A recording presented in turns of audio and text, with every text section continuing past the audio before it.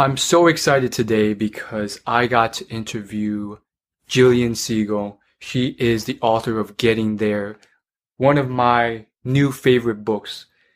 It profiles some of the most successful people of all time, and they're in industries all across the board. And you won't imagine some of the stories that these people have gone through. They face a lot of hardship, a lot of rejection, a lot of failure, a lot of tough times, from homelessness to embarrassment to working a low tier job and seeing their friends recognize them, to not knowing where to go in life, on and on, until they achieved tremendous success. Billionaires, fitness empires, all these things from people who were told at one point, oh, you're not worth it, or you're overweight, all these things. So I'm going to air a 2-minute, really quick trailer for this book just to get you an idea about what it's about. And then off we go to the interview. Successful people make it look so easy, but they never said it was. He was rejected by Harvard Business School. Warren Buffett is now the most successful investor in history. He was fired from 4 jobs and forced to live in his car on $2.50 a day. John Paul DeJoria co-founded the Patron Spirits Company and John Paul Mitchell Hair Systems. After bombing the law school admissions test twice, she spent 8 years working for a company that sold fax machines door to door. Sarah Blakely founded the shapewear company Spanx and is now a billionaire. He pitched his television show to everyone, but it was rejected all over Hollywood. Matthew Weiner's Mad Men finally made it to the screen 7 years after it was written. In her teens, she was tormented and bullied for being overweight. Jillian Michaels now runs a health and wellness empire. After starting his own architectural practice, he was on the verge of bankruptcy for years. Frank Gehry is one of the most important architects of our age. After years of failed attempts, this former swimsuit model finally launched her own brand with a line of socks. Kathy Ireland's name now graces over 15,000 products. Yep, she's bigger than Martha Stewart. He was kicked out of 9 schools and repeatedly told that he would end up in prison. Hans Zimmer is one of the most successful composers of our time. Ever seen The Lion King? How do they do it? Find out and learn their secrets in Getting There, a Book of Mentors by Jillian Zoe Siegel. Hey everyone, how's it going? My name is Will, as you guys all know, and here I'm today with a very exciting guest. It's Jillian Siegel, and I have her book here, Getting There, and it is the most amazing book ever I've read. There's so many fascinating points I've learned, so many life lessons, and for those of you who are not familiar, she interviews many successful people of many different industries, from Warren Buffett, billionaire investor, to Anderson Cooper, to John Paul DeJoria. He's a billionaire behind Patron and Paul Mitchell. And so many different people. Michael Bloomberg behind the Bloomberg Terminal. Sarah Blakely, the billionaire behind Spanx. And not just business people. I mean, we have architects on here, we have composers, Hans Zimmer, and on and on and on. And I'm so excited to be here with you today. And I have so many questions. And I just want to get started with, out of all the people you interviewed in this book, you must have a few favorites. Do you have any that particularly stick out for you? I do. I mean, I have to say, when I get this question, it's sort of like asking someone to pick their favorite child, because I love so many of my subjects for different reasons. I pretty much love them all. So, but I think it's difficult to have Warren Buffett in a group and not kind of favorite him a little bit. So And I don't think anyone else in that group would be offended by that because they might all say the same. Very true. Very true. You know, he really is in the position he's in because he deserves to be, and he has so much wisdom to offer. So he has had a really, you know, huge impact on me. And then there's other people, like there's a scientist in my book called J. Craig Venter, and he was the first person to sequence the human genome. And basically, he's helped us all so much with what he's made possible medically. And he has an incredible story. He was a terrible student. He got a D- as his average in high school. The only way he passed was because they made him write an extra paper that no one else had to write, just so they didn't have to see his face again. Anyway, I could go on and on, but he has an incredible story, and he was really exciting for me to meet. And then there's people like Sarah Blakely and Kathy Ireland, who were really incredible and inspirational. And I could, you know, so many, you name it, and I love them. So it's interesting you mentioned that, because one of the things I found very fascinating was how a lot of these people had such interesting childhoods that were, you know, not ideal sometimes, whether it was, you know, bad upbringings, or they were getting poor grades in school, or they didn't know where they were going. So I actually have a question on that. What was the most surprising thing you found about these people? Because you could go in thinking they're so successful and therefore they had, you know, this type of childhood. But you know, the most surprising thing about that. Oops, that's my dog. Here, I'll get her up here so you have her. So then she won't bark. Anyway, the most surprising thing about them as a group was how many people credited early jobs in sales for giving them the skills they needed for their ultimate success.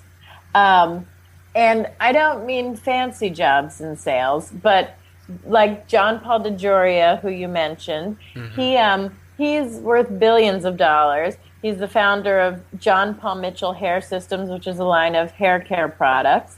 And also, he is the founder of the Patron Spirits Company, which makes the Patron tequila. Anyway, he was fired from about 4 different jobs. One of his jobs early in his career was that he was an encyclopedia salesman. He would go door to door, and he learned so much from that, you know, skills, and that made him, you know, made it possible for him to ultimately be a success. And same with Sarah Blakely. She sold fax machines door to door, and she would get, you know, escorted outside of buildings. She would have her card ripped up in front of her face, and it really gave these people a thick skin. It taught them to be immune to rejection and just get back up after being rejected time and time again. And that's kind of what you need to do to be a success in this world, because we all are going to get, you know, rejected, knocked down. We're all going to fail, and the trick is to just get yourself back up. Right. I mean, one of the things I loved about the book was, I mean, I thought it was so helpful to anyone around my age who's, you know, up and coming, or they don't know where they're going in life and they're trying to figure things out. And one of the things I found common between a lot of these people was that they ultimately found something that they're very passionate about. And then the second thing was, some of them, they didn't have a clear, straight path, and they sort of just worked in a direction, but then sort of started adjusting and finally figuring out their place in life. Do you have any advice for people of the millennial generation in terms of getting to where they want to get to? I think I think you just have to get out there and start. You can't wait until you have it all figured out, because nobody has it all figured out until they sort of see it in front of their face, you know? So basically, all the most of the people in my book started doing something. And the trick is to keep your eyes open for new opportunities and new possibilities. Don't be rigid. But if you don't do anything, or you just have to throw yourself into something and then keep in ready position and keep looking around, because if you keep on doing that, then something will hit and something will stick, and you have to keep trying different things, and not be afraid of failing. But when I say keep trying different things, and don't give up, if something is difficult or whatever, because everything will be difficult. So I don't mean try different things, like try this, and if it's hard, try something else if it's hard. You have to know that whatever it is that you ultimately do won't be easy, because nothing is easy. But which leads me to another thing, which is just do something that you enjoy, or that you're passionate about, or something that gets you going, because since nothing's easy, if you hate what you're doing, or if you're doing something just because you think you should, or because your parents told you to, you won't end up doing a great job at it. Right. So how did you, this is a very difficult list of people to get in front of anyone, really. How did you meet all these people? I actually listened to a few other interviews by you, and I think one of the things you said was, if the front door isn't open, you try the back door, and then if that's not open, you try the window. Yeah. So was that simply a matter of working with the head? What do you call it? The receptionist, the gatekeepers, and so forth, and then just trying everything you could? Yeah, you have to try. You have to know when a rejection is a real rejection or a fake one. And what do I mean by a fake one? Well, if somebody's, publicist tells you no, you don't know whether the person you're after even heard about you. But it's the publicist's job to screen people. So sometimes you might be screened, and the real decision maker wasn't the one who screened you. So basically, sometimes I would get rejected by someone, and then I'd ask somebody else, and I would get in. So it kind of taught me to not. And a friend of mine, a guy named Steve Cohen, told me, never take a no from somebody who can't give you a yes. And basically, it means don't allow a no from somebody's gatekeeper to just deter you. You don't want to be really annoying. So sometimes, you have to use your monitor, whether a no is a real no or not. But often a no is just not right now, or maybe later, or that kind of a thing. And, no matter what it is, you have to be persistent and just keep on trying. Some of the people interviewed in the book, they were, I guess you can say, they didn't really get there to where they were until 30 or 40 years of age. I know there's this one person, he was the founder of Craigslist. He actually worked 17-ish years in different companies, particularly IBM.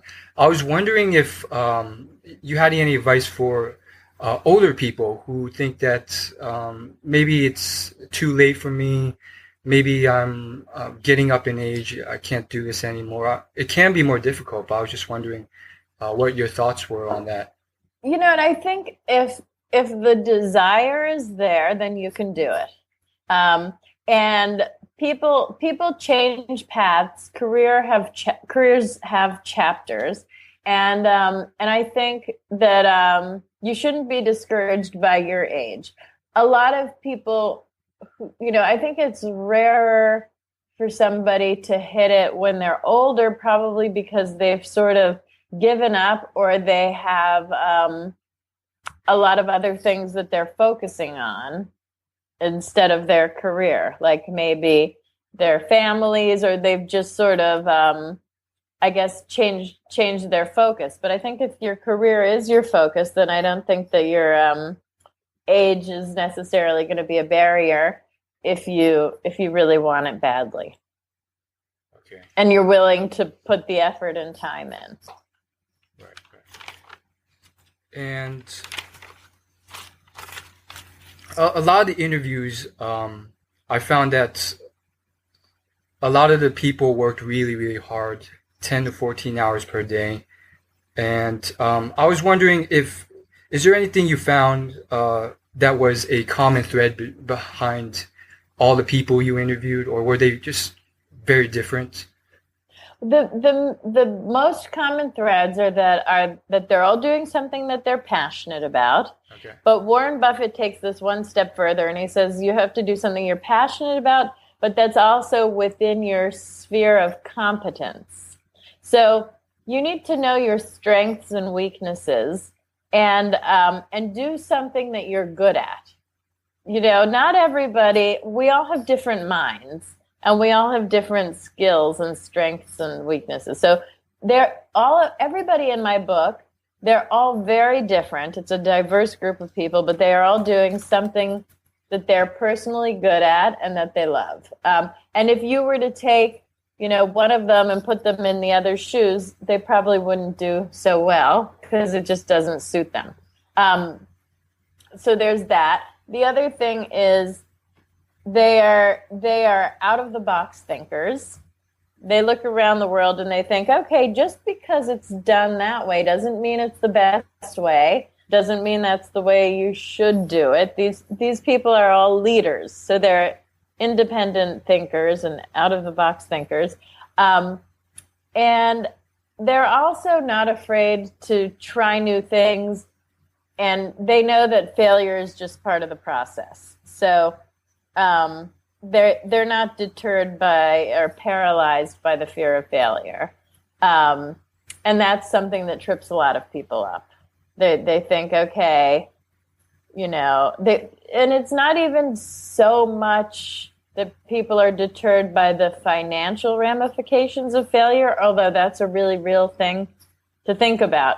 But I think a lot of people are afraid of the psychological ramifications, about how they'll feel, or they'll be embarrassed if they try something and it doesn't work, and what will other people think, and how bad will they feel about themselves, and that kind of a thing. So, that can stop people from doing something that they would really like to do, but they're afraid. That's a new one. I haven't heard. I've heard that psychological ramifications are big, but I didn't think of it as a larger threat than financial failure. So that's interesting. So my last question for you, Jillian, is: do you have a specific piece of advice that you got from watching these people that you'd like to share with this audience? Do you, whether it's your favorite piece of advice or the thing that you think would be the best piece of advice for someone just interested in looking into your book? Well, I love this one quote from Kathy Ireland, and just for people who don't know, she started out as a model. Then she wanted to start her own brand, and she failed for years at this. She tried all different companies, and they all didn't work. And she lost, a lot of money and her time. But she eventually was able to launch her own brand with, of all things, a line of socks. And that started her company. It's now a $2 billion business. And she has a quote that she says, "If you're not failing, you're not trying hard enough." And I think that's a great way to look at failure, because Instead of it being something that you're afraid of, just when it happens, if you could just think, okay, I'm part of the A team. This happened to everybody, and it's not a big deal, and it doesn't mean that I'm not going to ultimately succeed. I just have to, try again, and either try something similar or try something different, but keep on trying. That's one. And then another quote that I just love came from Warren Buffett. And he said, he actually heard this from a friend of his, but he repeated it to me. And the quote is, "You can always tell someone to go to hell tomorrow." And what that means is that you should try your best to refrain from spouting off in a moment of anger, because you could say something or do something that you'll regret. And it's hard to take that back once it's out there. So Warren says, whatever it is, you should think about it, keep it inside for a day. And if you still feel the same way tomorrow, you could always tell the person to go to hell then. Great. Wonderful stuff. Real quick point, for failures, do you think there's certain types of failures, though, that you should avoid? I mean, I feel like there's certain types of failures that are somewhat catastrophic. Like, I don't know if you've heard, but like long-term capital management. This was a big corporation with a lot of smart people, and apparently they just started doing things that they shouldn't have, and it just ruined their reputations and so forth. Is there a delineation between, okay, I can fail with these types of things, but not with these types of things? I think, of course. I mean, you want to, of course, yes. You want to try to fail at things that, smaller things rather than large things. And some examples of large things, you don't want to mess with your reputation. You never want to mess with that. So you shouldn't do anything. You just shouldn't do anything that will mess with your reputation. And Warren Buffett, back to him again, he tells people to use what he calls the newspaper test. So he says that for any action you take, you should picture how you would feel if it showed up the next day on the newspaper. And all of your friends and family, they all read it, and how would you feel? Is that something you'd still do, or would you rather not do it? And he says if it's anywhere close to the line, just don't do it. So, reputation is super important, because you want people to feel comfortable with you in business and to trust you, and in your personal life too. If you don't have that, then it's really hard to regain that. Right. Well, thank you so much, Jillian, for spending the time with us today. Once again, I'll leave links in the description to check out her book, Getting There. It's getting great reviews. It has 4.9 out of 5 stars on Amazon. And so, again, thanks so much for your time, Jillian. Thank you. Thank you so much. Thanks for having me.